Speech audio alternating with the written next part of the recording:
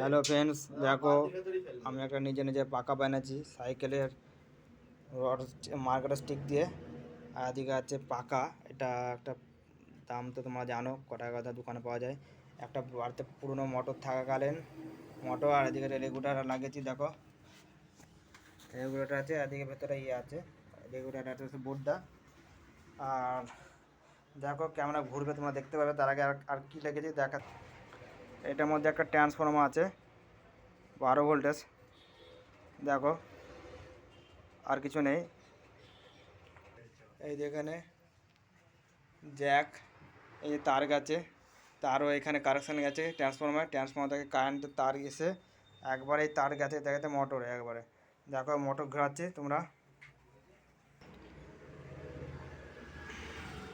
দেখো এটা রেগুলেটর ঘোরালে হবে। দেখো